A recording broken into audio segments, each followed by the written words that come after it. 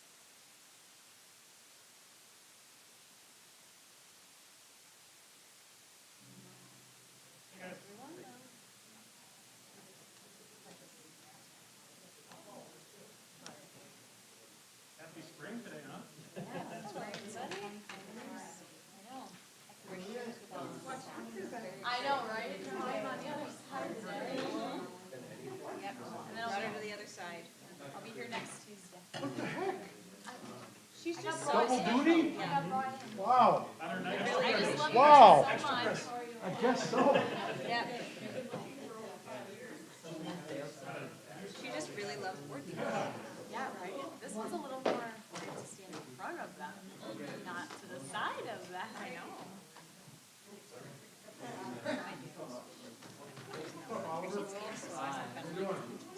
But yeah, it can be. You don't realize the things that you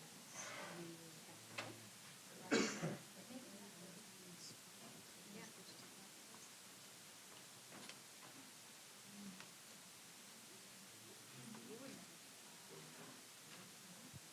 Yeah.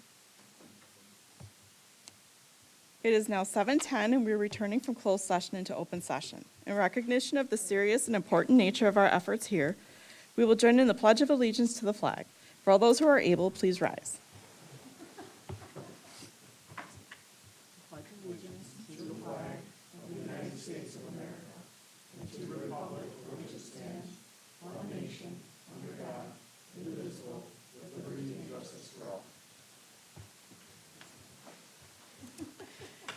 And now, for those who wish to prepare for the meeting, we will have a moment of silence.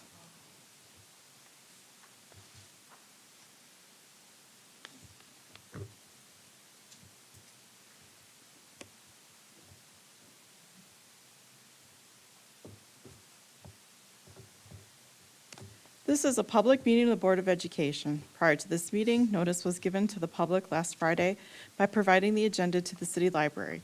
The agenda was also posted on the district website. A copy of the agenda was forwarded to the Journal Sentinel, the Waukesha Freeman, and the Waukesha Now, all of which have filed requests for all public notices. Do we have anyone this evening for privilege of the floor?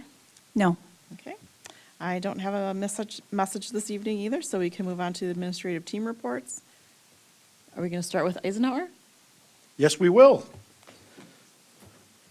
This is now the second school to present to you of our 6 schools. We do have 4 others I will be presenting, but we'll hand it off to the Eisenhower administration and student leader, whom I think you all know, to kind of share an update on what's happening at Ike.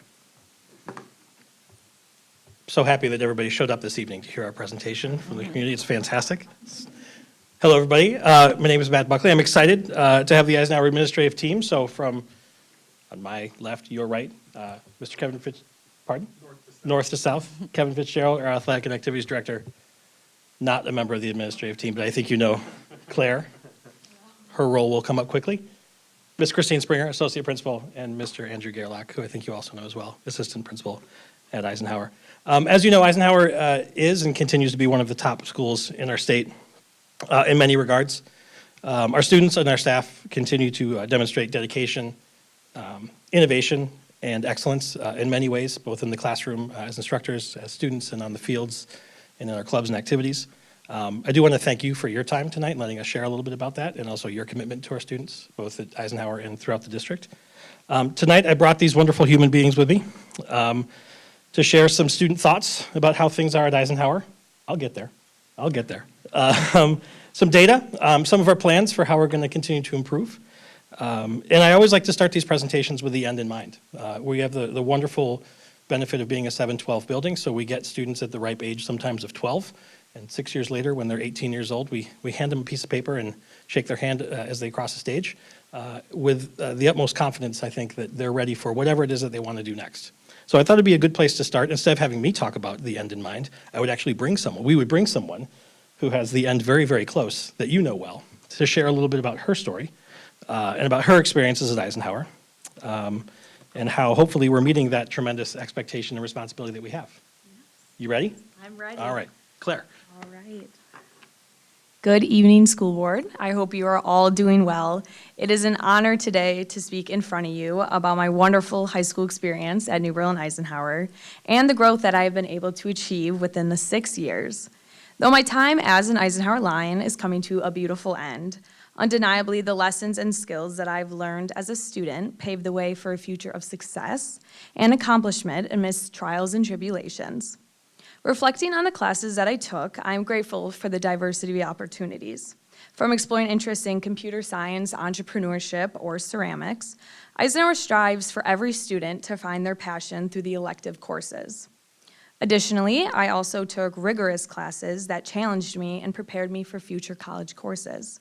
Whether I found myself in the AP US History, AP Psychology, or AP Calculus classroom, these talented teachers opened up my academics to the fast pace and demands of a college-level course. Eisenhower truly values the Expect Excellence Foundation in the classroom, but also in extracurricular activities as well. The friends I met and the unforgettable memories I made in clubs and sports are lifelong. Student Union, DECA, Spanish Honor Society, National Honor Society are just some of the clubs that made my Eisenhower pride flourish within the community and student body. Growing up, athletics has been a significant part of my life and has shaped me into the person that I am today. Having played soccer since my early years, I was beyond excited to play for the Eisenhower girls soccer team my freshman year. And it was that year that history was made for the Eisenhower girls soccer team. A state champion my freshman year was truly an unforgettable experience. The grit, passion, determination, and the team culture that felt like family ultimately created the 2022 girls soccer state champion team. As my final season of the team is quickly approaching, I am eager to continue the legacy that has been created throughout the seasons. The uplifting, hardworking, and team values will shine in all that we do. This past fall, I was a part of my first and only cross-country season, which was an extraordinary and memorable experience that brought me all new friends and taught me the true meaning of perseverance. Through all the practices and dedication, I was honored to represent Eisenhower at the state meet. As I embark on the next chapter of my life, Eisenhower has taught me the importance of excellence, friendships, curiosity, and commitment. Eisenhower has opened my eyes to the greatness that you can achieve if you believe in yourself and never stop learning and growing. Though I will soon graduate as an Eisenhower student, I will always be an Eisenhower Lion. Thank you. Thank you, Claire. You did great. Also wanted to let you all know, she told me right before, I asked what she's doing next year. She's going to Madison to study business law. Yeah, that's why she had red pants tonight, to study business law. So we're really excited for her and just wanted her to share her story because she's been here for 6 years and wanted to talk to her about, have her share with you all that she's done, and we're really proud of her. My job next is to talk about some staff celebration as well. He was hoping he could stop by tonight, but can't, so I'm just kind of sharing some of the information that those of you who may not know, Josh Kimball, I have his picture up on the screen. He's been at Eisenhower for 8 years. He is our orchestra teacher. He's done a phenomenal job of really building the program, so we wanted to highlight him and the orchestra program. Some of his highlights the past years, he did a side-by-side performance with some professionals where they actually performed Beethoven's Fifth Symphony 2 years ago, which was absolutely incredible. And I know that the professionals were really impressed with the caliber of our students and their ability to play such difficult works. They had the performance at the School Board State Conference a few years ago, and they also, West and Ike together, created a summer orchestra camp starting last year. If you want to see a bunch of, I think, 4th through 6th graders really having a blast, it was in August last year. They're doing it in August again. I've never seen so much excitement and so many instruments strewn all over the place. Bless you. It was just such an exciting time and really has bolstered the program. Some highlights of this current year, he has the largest group he's ever had with 140 musicians. I know at the beginning of the year with his 7th graders, I think he has 40 7th graders. We talked, he said, that's a lot of energy in that room. He's like, it's going to take a little bit of time to figure this out. And within a few weeks, he was able to. But he has a reputation, his class has a reputation for both being a lot of fun, but also really challenging. He's always pushing his students to play really challenging work. And the repertoire is increasing in challenge. In fact, he was saying that which he usually left for his highest level orchestra, he's now moved down a year because the caliber continues to grow. If you want to hear some of that caliber as well and how it continues to grow, this week's Pi Day concert is on Thursday. March 6th is not correct. It's this Thursday, the 13th, and there's a particular piece that he's excited about for our 8th graders. It's called Professor Wigstein's Amazing Melody Machine. And if you don't know, It's on the 13th. Pi Day is Friday, the 14th. They always like to talk about how math is a part of orchestra with all the counting and all of the things they need to do with notes. So they actually have pie afterward, too. So if you like pie and music, you should come on Thursday. It's delicious and fun.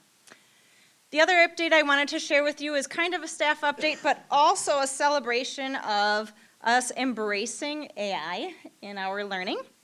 Our English 9 team has really done a lot this year with trying to integrate AI into learning to teach kids how to use it as an effective tool. This is just one example where students had to create an AI-generated image of a word using Canva Magic Media. So they were given a word. These are 2 examples of the word initiate. That's their vocabulary word. And they had to put it in and see what kind of image came up when they put in initiate and a particular definition for it. Then they had to learn how to, within the AI component, kind of tweak it to really fit what they wanted it to look like and what they thought initiate would look like. And then they had to write a reflection on it too. What is the definition of it? How did the image reflect it? And what steps did you take to get to the final result? Because if anyone who's ever used ChatGPT knows, the first time you say something in it, it might not be exactly what you want. And so it was really teaching kids how to use AI in a creative way because it's very much a part of our world. So that's something, this is just one example of it, but a lot of our teachers are embracing that use of AI. So it's something we wanted to bring up because it's continuously changing and something very exciting that we're teaching our students how to use properly. So next I'm going to pass it off to Mr. Gerlach, who's going to share the data portion of this evening. When it comes to literacy, there's lots to celebrate. One particular point that we noticed in our winter data comes when we look at our students who scored below the 25th national percentile in the fall. Okay, that number is important because below 25th percentile would be our students most at risk for not reaching grade level expectations, right? So in the fall, we had 57 students across grades 7, 8, and 9 who were below that 25th percentile mark. When we looked at the winter data then for their reading comprehension screener, we saw growth both on an individual basis and collectively as a cohort. So individually, 31 out of those 57 students grew with average growth of the whole group, 15.7 to 21.1%. So this matters because a lot of times we're looking at those charts where it says students at or above benchmark, right? Which is the 40th percentile. But if we're only looking at the 40th percentile, we're not going to be noticing growth that happens below that point. So for example, we might have a student grow from the 5th to the 35th percentile, which is massive growth, but it wouldn't show up on those charts. So that's the idea behind this celebration here, that when we look at those students below the 25th national percentile, we're seeing fantastic growth, at least this year from fall to winter. An area of growth is on the other end of the percentile band. When we're looking at students who scored in the advanced range, so that's the 70th national percentile or above, in grades 7, 8, and 9, because those are the grades who take the A reading screener, we did notice decreases of, call it 10% in each grade level, about 10%, from fall to winter. So we're noticing these students took it in the fall, and then in the winter, we have many fewer students scoring in that percentile band. So that's an area of growth. Interestingly, so this is reading, right? Next slide is math, and it's almost exactly the same story, okay? A decent number of students, 44 below the 25th percentile. Those students grew. Then when we look at the advanced range of students, that number of students decreased from fall to winter. Andrew, while you're up there, and I don't mean to put you on the spot, but between you and Kelly and maybe other members of the team, what are we doing about the areas of growth that have been identified? He's going to waylay that to me, Mr. Garza. Okay. So that's the segue, right? To the Oh. slide, yep. Oh, it is? I promise he wasn't. Oh, a plant. well. He was not a plant. It was not- I should have it was known not a that. Plant. It was not. But thank you for asking. First thing, for those who didn't know, Mr. Gerlach was an English teacher, and just the way he delivers and the way I could listen to that guy talk about Shakespeare. Like, you just like, tell me more about this Juliet character. Anyway, sorry. You're going to hear me talk a little bit out of both sides of my mouth, and I apologize to you for that. Number one, I think we're going to talk about that winter screener being a little bit of a challenge for us because traditionally speaking, our students don't love those winter screeners and tend to underperform. At the same time, we just told you that our students in the lowest percentiles did better than they did previously. So both of those can be true at the same time. But we recognize that the students who are in the advanced areas of their screener scores, in order to maintain that, have to continually make significant gains to stay in there. It's a very small margin of error, and so having them slip back towards, dare I say, the middle makes sense. And we are going to obviously take a deep look at that when we get to our spring results as well. We recognize that score in the middle of the year, the doldrums of winter, are a challenge for students. We're going to come back to it for sure in the spring, specifically to those areas of growth that Mr. Garza asked about. What are we doing? In math, it's pretty exciting. I will say that we have the benefit this year of having brought on a tremendous math instructional coach who's doing tremendous work for us in the world of math and our math curriculum. The most important thing we have done and will continue to do is put that data about why students are over or underperforming in the hands of the teachers that teach those subjects in those grades. For us, that's 7th grade math teachers, 8th grade, or content-specific ones like our algebra, geometry, and so on and so forth. But what's really exciting is with our new math coach, and along with our administrators and math teachers, we're really able to begin to align the interventions that we've done in math, much in the same way we did them for reading. So we've gotten to a point now in our literacy and reading work, Mr. Garza, where we're very specific about this group is getting together for this specific skill that they struggle with, or they haven't learned, or they haven't been able to do yet. We haven't always had those diagnostic tools and those diagnostic things available for us in the math world, and we have those now. We have that expert, we have that collective mindset to go in and find out, if a student's struggling and they're in algebra is this big, right? So what is it? Is it pre-algebra? We're finding out a lot of our students are struggling maybe with some pre-algebraic things, and that's showing up in some of these screeners. So really piloting, a math interventions by topic curriculum, so really identifying what those topics are and getting those students into those groups, into those flex sessions, and into those interventions with teachers who know what those are and can address them directly has been really important. And I think we're going to continue to see that tremendous growth. So those students who are in those interventions are already making a lot of growth on our progress monitors. So exploring new assessments and new diagnostics in the world of math, I think, is going to help with that, and mirroring what we've done in our interventions in reading. With regard to our ongoing literacy work, I say it all the time, Eisenhower is blessed with a tremendous amount of outstanding instructors. Our teachers know literacy. It's something we've been doing as a focus in professional learning and in our instructional focus for many, many years. It's not that they don't know what to do. It's about changing instructional habits, because a lot of them have instructional habits. So our job as leaders of professional learning, and our job as the designers and developers of that professional learning, is to push teachers out of their comfort zone with what they've done traditionally and force them to do things directly resulting from that data that we see on those tests. For example, our middle school English teachers, there's a gap in morphology in our middle school students. They designed, created, and are implementing entire units, whole group instruction in their classrooms in grades 7 and 8 on morphology specifically, and we're seeing those results uptick in these assessments already. So it's really just a matter of giving the smart people who do the teaching the right tools and the right information and saying, this is the challenge, this is the area, and the Eisenhower staff is good enough year in and year out to be able to go in and make those changes if we give them the time and the information. So the other thing that we've simply asked them to do, which I think is going to pay dividends, although it's not calculable in the true sense of the other data, we challenged our staff simply to put challenging texts in front of our students and make them read. Sometimes in the interest of time or trying to get through units or get through curriculum, there are shortcuts that have been made, and we said we don't want those shortcuts. We want students doing that reading. We want the text in front of them. Give them the challenging, the graphs, the charts, depending on the content, and have them do the work. And we're starting to see students becoming more and more comfortable with those.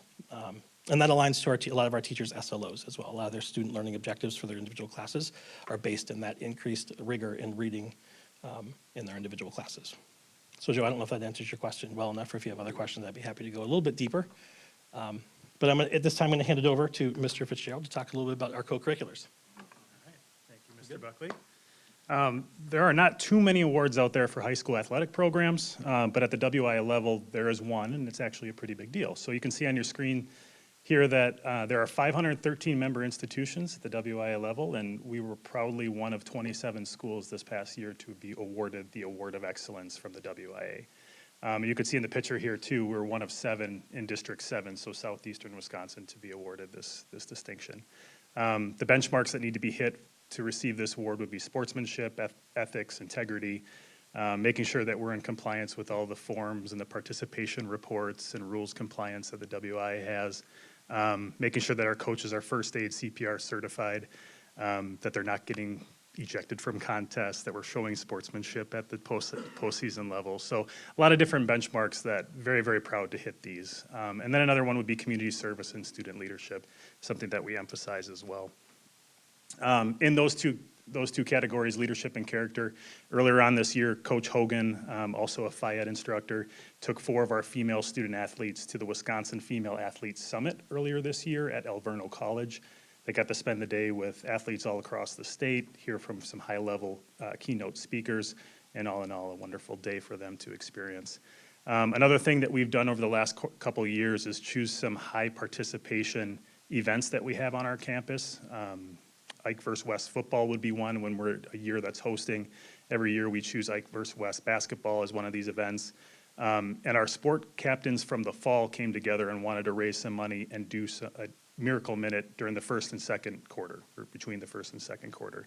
And they were nice enough to choose the MAC Fund, and on behalf of New Berlin West, Nora Watry, a young lady that's near and dear to our community. And like I said, in between the first and second quarter, 60 seconds on the clock, you can see Ben Fuhr in one of those pictures passing the hat around, and within 60 seconds raised just under $2,000 that we were able to donate to the MAC Fund on behalf of Nora. Similarly, in the winter, we chose Ike vs. West basketball. DECA, whenever they do a charitable fundraiser, they usually choose MDA, or Muscular Dystrophy Association, as their charity of choice. They did that again and again in 60 seconds. We're able to raise just under $1,000. So that's something that we're proud of and will continue to do. And then something new this year, Eisenhower basketball, both boys and girls, spend a Saturday with our athletes from New Berlin Special Olympics. Something that we're going to continue in future years, hopefully spend many, many Saturdays throughout the winter, and then supporting them not only at the practice level, but when they have their competitions as well. Something I'm always proud to report on every year is our steady participation rates and our academic success that goes along with that. As you can see, 81% of our students that are walking the halls are doing something in relation to co-curricular activities. And those academic success, there's a correlation there, 3.5 cumulative GPA for students involved in at least one co-curricular. And then when you single out the student athletes, a 3.49 cumulative GPA. I did choose the weighted, just to be clear. We chose 3 high-flyer student organizations just to highlight them and what they've done this year. DECA boasts a really, really high participation rate. And of those participating, 28 qualified for the state competition. I was lucky enough to be a judge last month and see it firsthand. That was really, really neat experience. Of those 28, 7 international qualifiers, so they'll represent Eisenhower down in Orlando in the spring. As a chapter, we were recognized as a diamond level recognition due to some initiatives at community service and other things that they take part in throughout the year. You all, I believe, know Mrs. Bonson. She is fantastic. And when I was there in Lake Geneva, whenever I said Eisenhower, they said, oh, you get a chance to work with Melissa Bonson. So very, very proud to have her on board too. And then in Eisenhower First, DECA now recognizes state champions. Tanya Alder, a senior of ours, was a DECA state champion. Apparently, she wasn't even thinking of participating in the state competition, but at the very last minute decided to do so, and she's so darn talented that she went in and was named a state champion. And food marketing was her category. Our middle school science team participated in a national competition in December. They placed first place among schools in Wisconsin, 42nd nationally, and then just last month participated in the Wisconsin Science Bowl, where they finished third place overall and just missed qualifying for their national competition. Just last week, Ike ACDEC ended up finishing as the state runners-up, so second in Division II, and 4 of those students earning individual recognition at the state level. So very proud of their performance as well. Since we met last spring, we've had a lot of team success and individual success in athletics. You can see that we had 6 teams earn conference championships, softball with their 2nd straight, boys tennis 4th straight, girls golf 8th straight. Since we started girls golf 8 years ago, we've been conference champions every single year. Pewaukee hates us, and that's okay. That's recorded, I'm sorry. Boys volleyball, 10th in the last 12 years. They don't like us for that either. Boys soccer also won. Boys swim and dive won a conference relays earlier this year. And it's of note that girls wrestling won Woodland Conference's first ever conference tournament. And when I slide down to 5 team state qualifiers, I'll skip to the bottom and recognize girls wrestling again. They were the sectional champions this year, and they just dominated. The WI does not yet sponsor a team state championships, but they will next year.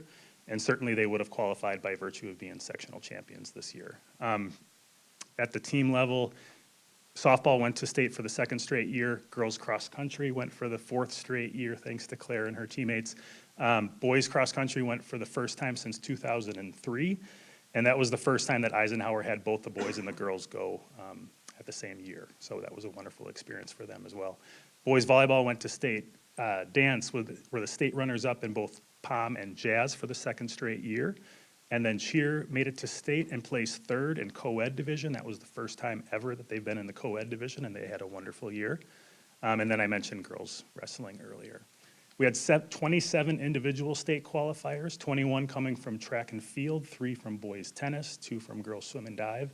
And then, again, Eisenhower history, when Mackenzie Stanton, a senior, qualified for the WI individual state wrestling tournament in her weight class and had a wonderful year. So a lot of success on and off the court, on and off the field, and looking forward to having a successful spring. That's it. Thank you. I have 2 more celebrations, co-curricular, that we just learned about. One, Ethan Robert, one of our 7th graders, won the New Berlin Spelling Bee, and then won the CISA Regional Spelling Bee, and will be competing at the State Spelling Bee on March 29th, one of our 7th graders, so that's outstanding. Wonderful testament to the district.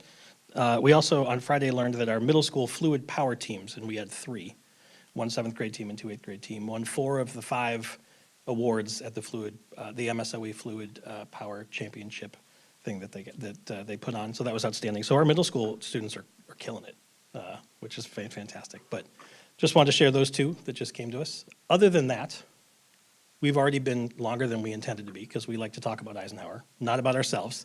But if you do have any questions, we'd be happy to try and answer them right now. Otherwise, we thank you for your attention and for your time. We know you're very busy, so thanks a lot for supporting Eisenhower. Are there any questions from anybody that we can potentially answer? Well, then, thank you. All right, thank you. You know where to find us if you haven't. Thanks so much. Thanks. Introduce I'll hand it over to Oliver, and then I do have an update, several updates. All right, good evening, everyone. I hope everyone's having a good night. I want to start by thanking our school social worker, Mrs. Johnson. During School Social Worker Appreciation Week, we appreciate everything she does for our school. Many people and classes are preparing and working hard in the weeks leading up to spring break. After lots of prep, practice, and learning, the juniors tomorrow are taking the state ACT test with hopes of great scores. A big congratulations goes to the National Merit Scholarship finalist Vivian Din. In our classrooms, members in Applied Retail Marketing and Operations design new merchandise for a school store, Burns Village. New Berlin West Band, Orchestra, Choir, and Tri-M Club worked together for Tri-M Week with themed dress-up days and the school talent show last Friday. Clubs have also been very active in our school and winning awards out of school. 6 members of the New Berlin West DECA podiumed at the state business competition in Lake Geneva, qualifying for the international competition in Orlando, Florida. DECA advisor, Ms. Gardner, won the Red Apple Award at DECA State for outstanding marketing education. The New Berlin West Academic Decathlon team went to state for the 3rd year in a row and defended their back-to-back state championship titles. Best Buddies had a magic show, which was open for everyone with free snacks and drinks. They also had a visit from Fox News, who were reporting on their upcoming friendship walk. As many sports seasons are wrapping up, many players and teams deserve recognition. The girls' basketball team, which was seeded 7th in the playoffs, had an impressive upset win against Cedarburg, which was the 2nd seed. The boys' basketball team had a great season with a dominant first-round win in the playoffs. And a huge shout-out goes to the New Berlin United Wrestling team. 8 wrestlers qualified for the state meet in Madison, and 2 athletes podiumed. New Berlin West's very own Tessa Marrero, who placed 6th, and Natalia Popowalski, who placed 5th in their respective weight classes. Thank you. All right, thank you, Ike team, for being here, appreciate it. I do have several updates that I wanted to share with the board. The first one being, we did get an email from a constituent of the school district who had asked about the dismantling of the U.S. Department of Education. At least that's what the email had said. Wanted to clarify several things with the board. One is we get about $3.5 million in revenue from the federal government. Most of those come in forms of grants, as well as to support student services, students with disabilities, and so on.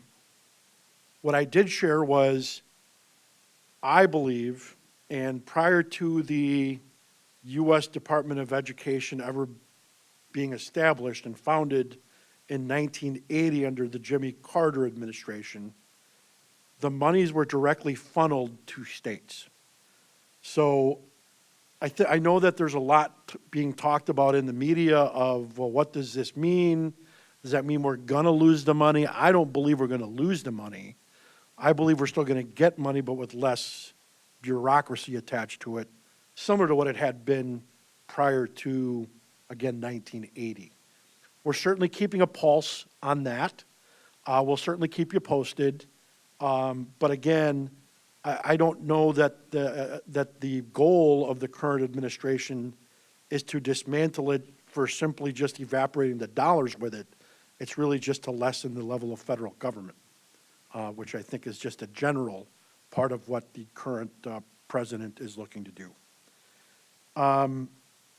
I also wanted to let you know that I did receive an email from a person with the development of the college and Moreland proposal. It's a multifamily proposal, housing proposal. I did clarify to her directly that she would not get my support on behalf of the school district for that development for many reasons. Two of the biggest reasons are, one, it is not part of the city master plan. So we are not planning for, they were suggesting that we might end up getting, I believe it was, Janet, 60 or 70 students as a result of it.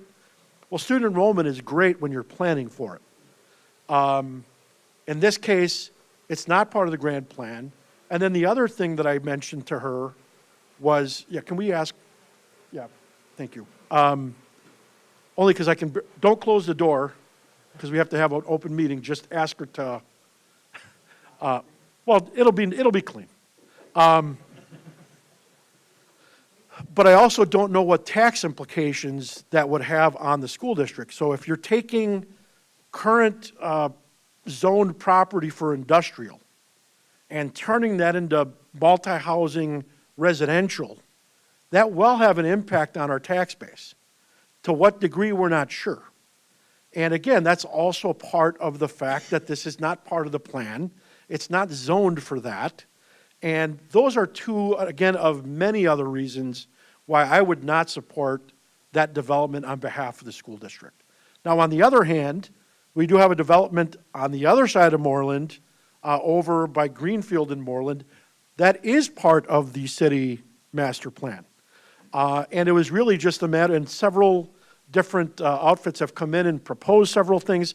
Well, this one over in that area is getting real now.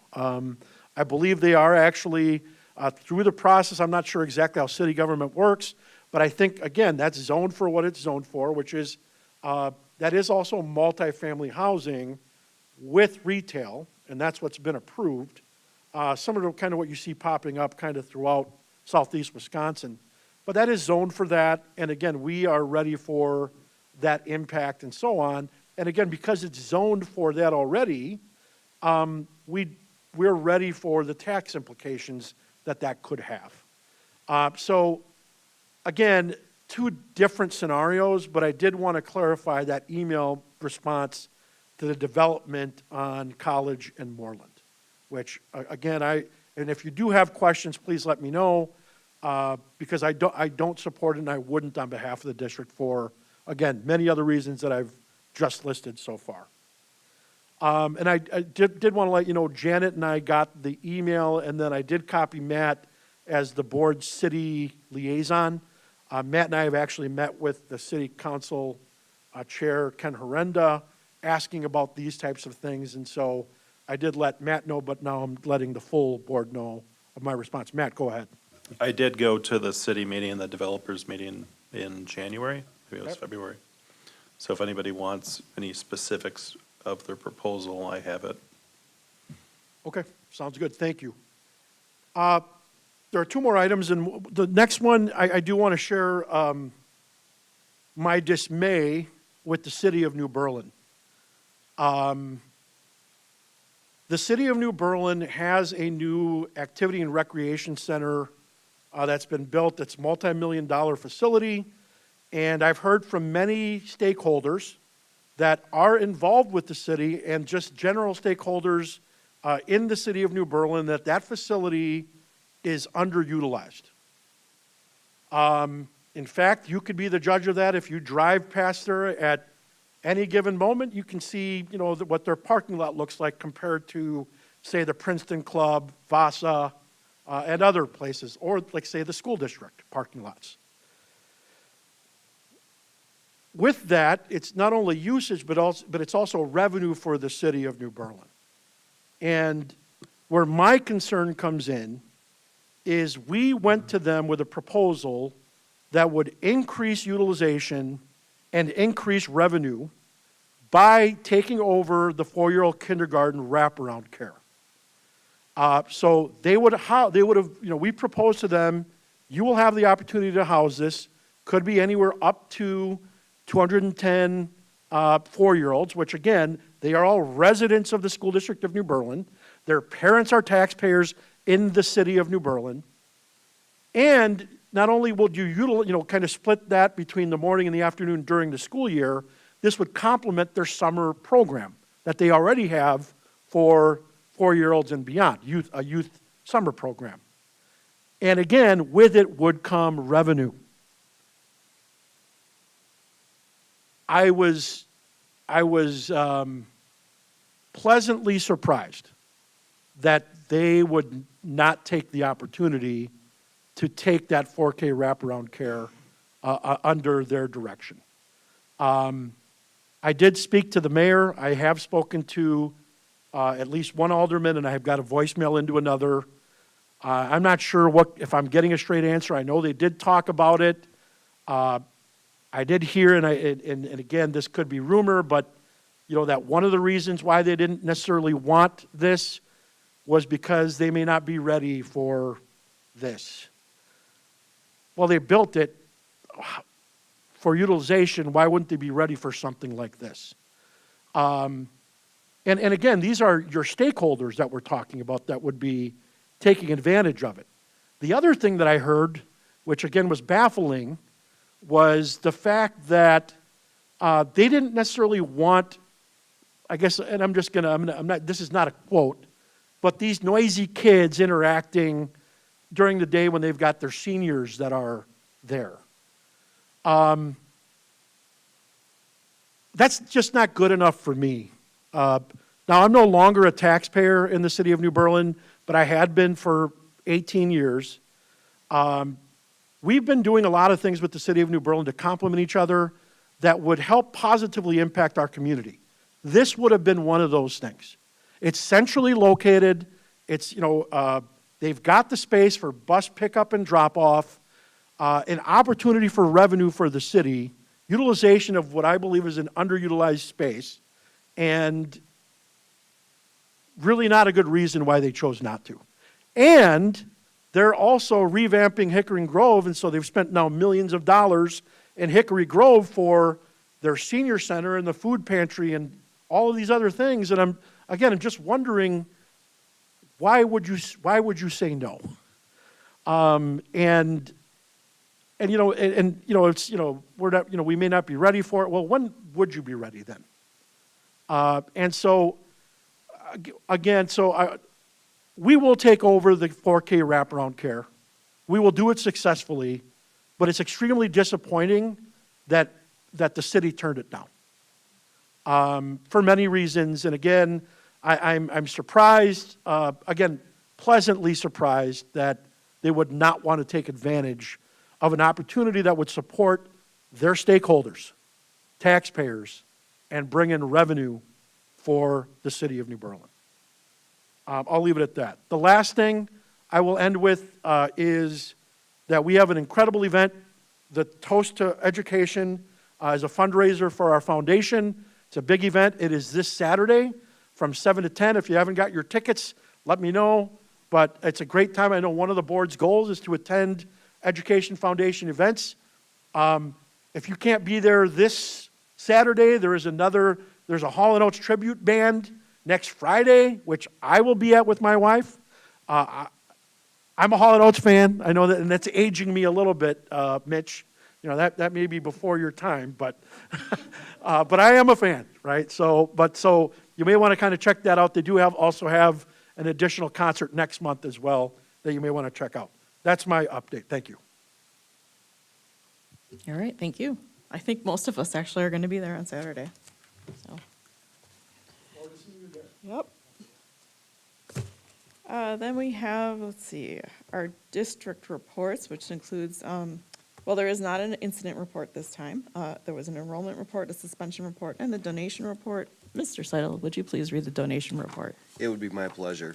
The first one is for Ike and New Berlin West, Safeway Psychological Services, support the boys volleyball co-op at Eisenhower and West with a donation of $5,000. The next one was for New Berlin West, PPG, support the construction program at New Berlin West. The next one was also from PPG to support the math field trip at New Berlin West in the amount of $1,000. Next one was Christopher and Rhonda Porter, support robotics at New Berlin West in the amount of $250. The next one was for New Berlin West, Daryl and Julie Webb, support robotics at New Berlin West in the amount of $500. Next one is for New Berlin West, Charities Foundation of America, care of Cyber Grants, support robotics at New Berlin West in the amount of $500. Next one was also for New Berlin West, Crohn's Incorporated, support robotics at New Berlin West in the amount of $2,500. Again, New Berlin West, Heartland Overhead Door, support Trap Club at New Berlin West in the amount of $1,500. Next one is also for New Berlin West, Central Services Company Incorporated, support Trap Club at New Berlin West in the amount of $1,500. The next one is for Elmwood, Pamela Kavanaugh, support Elmwood with a donation of 2 violins valued at $500. That's an in-kind donation of $500. The next one was for Poplar Creek PTO, support Poplar Creek by paying for the bus for a kindergarten field trip in the amount of $826.94, bringing our total donations to $16,076.94. Thank you so much to our generous donors, and that ends my report. Thank you. Next up on the agenda is the consent agenda, which contains the notice, the approval of minutes of the board meeting on February 10th, the financial reports, and BOA Grand Nationals field trip application. Are there any items that should be pulled out for separate consideration? Then do I have a motion for the consent agenda? Motion to approve. Second. I have a motion by Mr. Seidel and a second by Mr. Humler to approve the consent agenda as presented. Any discussion? Hearing none, all those in favor, raise your right hand. Motion passes. On to our regular agenda.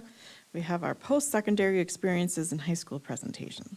So one of the things that was included in the board goals was a request to learn more about what we have to offer our students other than AP coursework. And so in that vein, Kelly is here to present with you post-secondary experiences while kids are in our high schools. Kelly. Yeah, absolutely. Thank you for having me tonight. So we're going to talk about why the school district of New Berlin provides post-secondary opportunities, which post-secondary opportunities we do provide, and what's coming up next for the school district that we're considering. So we start our work with the vision of the graduate that was developed about 2012. And two statements within the vision of the graduate are effectively be able to navigate both the world of higher education and employment to support the transition to adulthood, and then how do students goal set. So all of our post-secondary experiences are really rooted in these values that we set in the vision. We also measure our vision of the graduate through the College and Career Ready framework, and I'm not going to go through it all because I know that you've seen that, but that is the place where we measure our work. So this is the academic, career, and life ready. You'll notice underneath the academic, we have a few places where we measure post-secondary success, whether it's dual credit, math or English, advanced standing, AP courses. Those are all gathered into the bucket of college level coursework. I'm proud to say, and you've heard me say it before, that 96% of our graduates, specifically the class of 2024, graduated with a post-secondary or a college-level coursework experience, which is pretty incredible. We also had 43% of our students graduate with a career-based learning experience, and I'll talk about what that means too in this presentation. So which post-secondary experiences do we tend to add on or evaluate within the school? First, it's courses that expand a pathway. Second is general ed courses. So there's students who might want to just take a course to be able to decrease a degree, or maybe they don't know which pathway they want to go into, especially when you think about the 15 and 16-year-olds that we have, but they know that they're ready for that next level of rigor. So they might want to enter into a science or social studies class. So these are the pathways that we do have in the School District of New Berlin. All of our pathways have dual credit opportunities, college level credits or AP credits. So why do students want to experience these dual credits or AP credits or post-secondary experiences while they're in high school? Well, it depends. We have students who are very rigorously trying to decrease their time to a degree. We have students who are getting associate's degrees right here in high school. We had 3 last year. I know we're going to have 1 this year. We also have 4 who've already earned a technical diploma with Waukesha County Technical School. We might have some that just want to decrease the time to degree by a year, and they take 30 college credits or maybe 15 college credits and already have a semester, and maybe that means that they can dual major. So we really try to get our students to think about their academic and career plan, and if they're not sure, they might just want to take a dual enrollment to assess, can I do this rigor? Do I want to go to school for 4 years? Or maybe they're interested in a pathway like healthcare, and they want to try to take a class like Introduction to Diagnostic Medicine, and they realize they might hate it. And now they've just helped inform their post-secondary option that they don't want to go into healthcare, and maybe they're interested in something else instead, like Claire's business law. So what do we offer? We offer a lot. So we offer the advanced placement programming, which I know that you all know about. We offer on-site dual enrollment. We offer some online dual enrollment. We offer programs such as CAP through Oshkosh, college and high school through UW Green Bay, PI through Whitewater, transcripted credit, which are free to the school district and free to parents through Waukesha County Technical School, advanced standing through Waukesha County Technical School, that's with some of our Project Lead the Way courses. And then off-site, we do follow state statute where we allow students to participate in the early college credit program. So that's if we don't offer a course in summer, fall, or spring, they can take a college level course up to 18 credits, sometimes beyond if it's a program that they are starting in high school to reduce time to degree. The Start College Now, which is the same thing as early college credit program, but it's technical school. We also have Dual Enrollment Academy that we participate in. We have anywhere between 15 and 30 students in any given year, depending on the year. And then our newest program that we participate in is called the Accelerate program through Waukesha County Technical School. And that's, I'll explain that what it is shortly. All of those are marked with a star in our academic and career planning guides for parents or students, so they know which one are dual enrollment and may carry a credit with them. AP courses, we offer over 23 courses, and this is where the student needs to earn a 3 or higher, perhaps a 4 or 5 if they're going to a school like UW-Madison or Marquette, to get credits. And every single post-secondary institution has their own policies on how they're going to transfer those credits. So if that's really important to a senior or junior, that all of those credits perhaps transfer, they might pick a different school over another based off of that. And we give our students that information with an advisory, but the links are out there online so students can see how it will transfer and how their credits may or may not transfer. All of these courses are taught by School District of New Berlin teachers. We offer these courses on site, either at West or Eisenhower. Most of these courses we pay for through contracts. Some of them are through early college credit placement because we have so many students who take this that we are contracting with a section, but others are optional. When it's an optional credit where we have a teacher who serves as an adjunct professor, we give the families an option to pay for those credits or not. Some examples would be our UW Green Bay Personal Finance course, as well as our CAP UW Oshkosh Spanish course. And if they pass that Spanish course, I think it's a B or higher, they get 11 retroactive credits for Spanish. So pretty good deal for families. Excuse me. You might also ask, why do we use so many different institutions? Well, remember how I talked about the transferability with the AP? It's the same thing, and not all UWs offer the same courses. So that introduction to accounting course through UW Whitewater is highly transferable to some of the other UW schools. Not all of the accounting classes are 3 credits, some are 4, some are not an intro level, some you have to be juniors to take. So if we're interested in expanding our pathways, we really have to dig into almost all of the UWs to see which course is going to give us the biggest bang for our families and students. So that is why we work with so many different post-secondary partners. We also offer on-site Waukesha County technical courses. Right down the hall is our CNA course that's held at Eisenhower, but we host students from Franklin, Eisenhower, and West in that room, and they get their CNA course. And that's taught by a WCTC teacher. So our WCTC transcripted credits are taught by School District of New Berlin teachers. They're authorized as adjunct professors to WCTC. We don't pay WCTC for the students that credits earns. Our families don't. It's through a partnership with the technical school and the high schools that we're able to do this.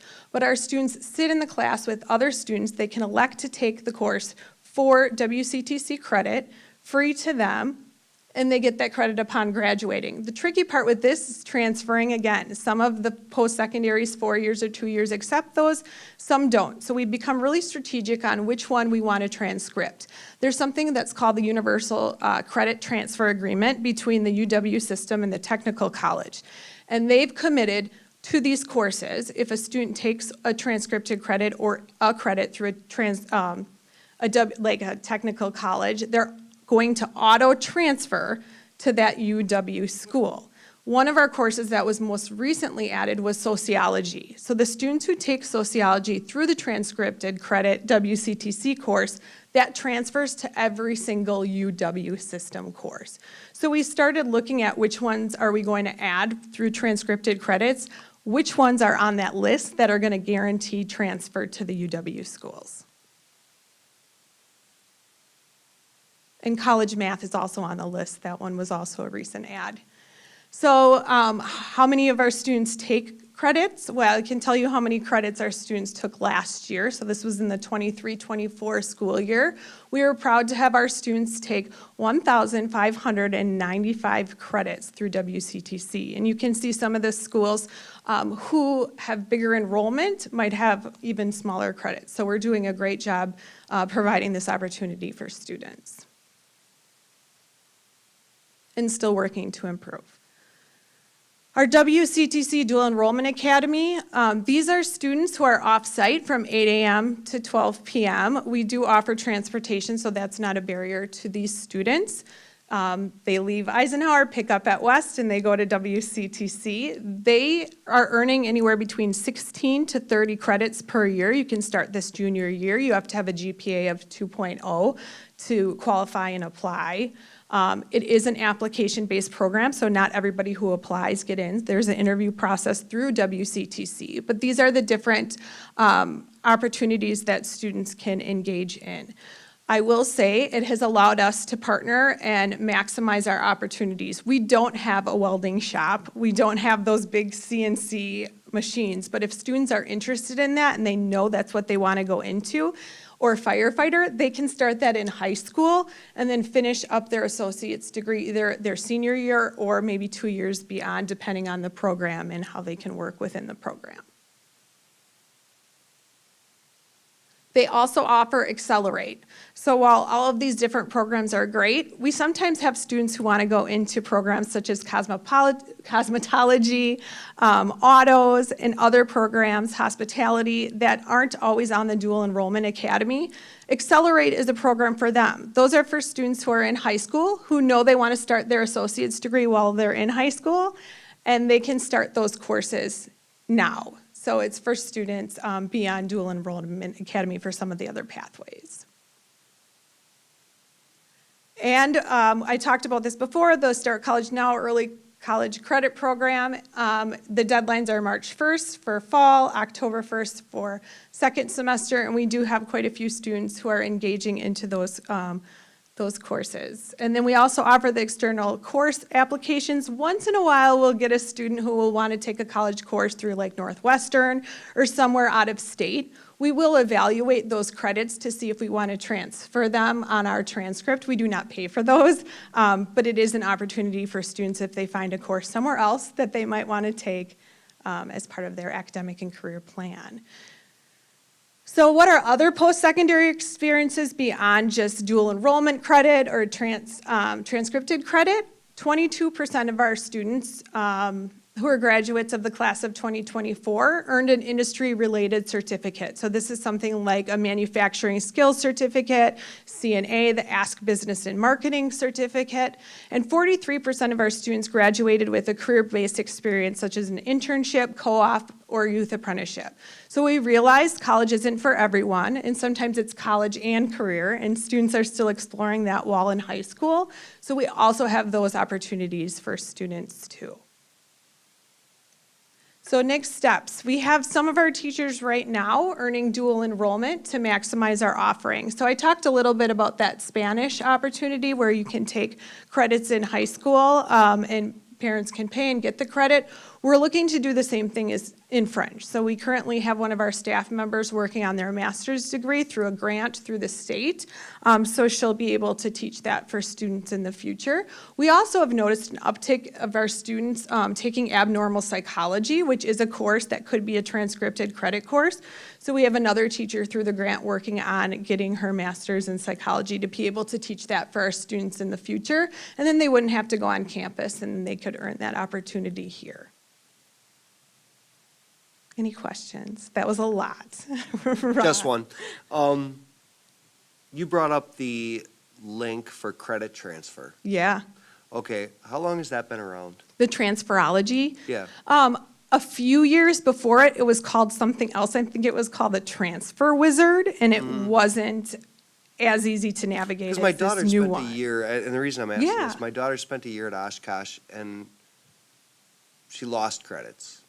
Now she transferred to Carroll, and all the credits transferred, and it cut a complete year off of her. Yes. So how is this communicated to students as well?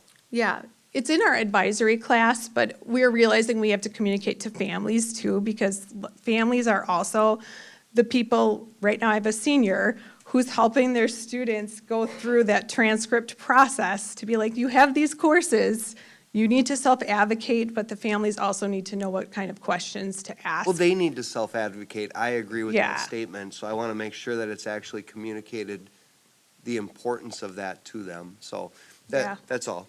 Yeah, Thank thank you. Yeah, thank you. I'll make sure it's in our junior conferences too, because that would be a great opportunity to talk to families and students together about that. Thank you. Yeah, thank you. I have a question. Yeah. Do any of these cost the district money? Like if a student takes a class at, let's say, Marquette, do we pay for that class, or how does that work? We do. Okay. We do pay for that class. So if it's through early college credit program, the state law states that we pay a portion of that tuition.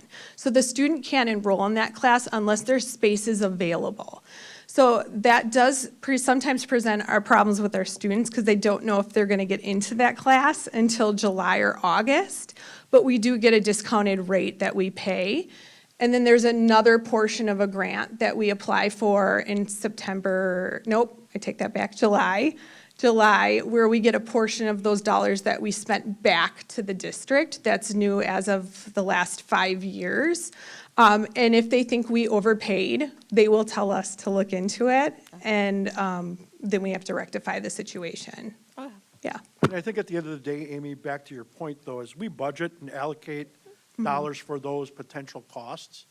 But at the same time, you know, like Kelly mentioned, I'm not sure that I want to invest in a welding fabrication lab or an auto lab like some of these other districts do, when I can just transport our kids to WCTC to get that taken care of. So in the end, quite honestly, and then I don't have to hire the instructor, you know, or an FTE that goes with that, maximizing the opportunities for our kids, yet still also keeping that investment on behalf of the district or the commitment at a very, very basic level, in our opinion. But again, this is something that we've developed and grown. Grants are great, but we're also happy to support it because that is our mission and our vision, is to provide all these opportunities for our kids and their families. And, you know, I think we've all may have experienced, or at least those of us that have kids at the college level already, that I think kids like my kids have experienced. You know, my daughter could have graduated early. She chose not to. Janet's daughter did graduate early. And so, you know, if people take advantage of it, but then also back to Ron's point, we have to make sure we're Yeah, thank communicating you. that clearly with our. It's appreciated. Well, I was just surprised because you said that the UW credits transfer at 1-for-1, or they don't. Not always, They don't. no.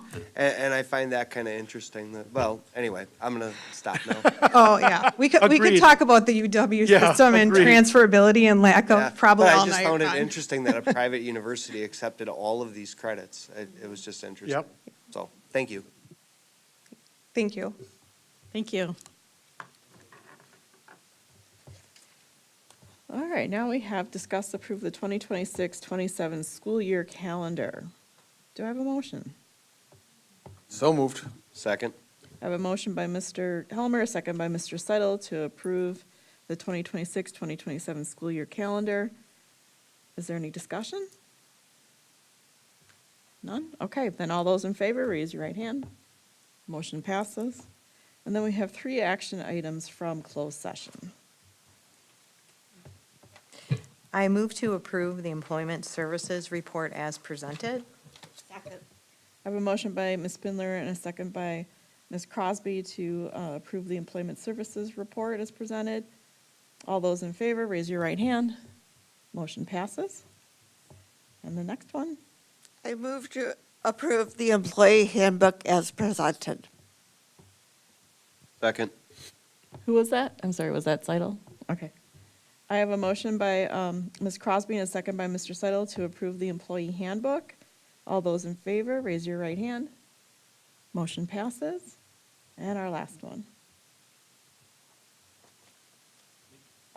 I move to approve the staff compensation for 25 and 26 as presented. Second. I have a motion by Mr. Zielinski and a second by Mr. Seidel to approve the staff compensation for 2025-26 as presented. All those in favor, raise your right hand. Motion passes. Then we have future meetings and dates. Our board meetings are generally held here in this room, beginning at 7:00 p.m. Unless noted otherwise, which happens to be otherwise, this coming next Monday, we're having a meeting on the 3rd Monday of the month due to spring break. Now, it's my understanding that there's going to be 3 of us not available on Monday. So who will be here? We have Matt. Okay. All right, so we're going to say it's tentative, just in case there's not a quorum. As soon as we know from Allison for sure. And I'm sorry, Ron, you'll be here? And then you're not sure I think we might have to cancel. Yeah, Monday, because I don't think we're going to have a quorum. Yeah, you know, I think we'll be okay, because I think the board did a lot of heavy lifting tonight with the compensation things, which will prepare us for the contracts to be approved the first meeting in April. Okay. So I think if you want to declare the meeting Declare it canceled. canceled? Yep. Okay, let's just declare it canceled for Monday then. All right. So then our next meeting then will be April 14th, and the one after that is April 28th. Do I have a motion to adjourn? Motion to adjourn. Second. I have a motion by Mr. Seidel and a second by Mr. Helmer to adjourn. All those in favor, raise your right hand. Motion passes. This meeting is adjourned.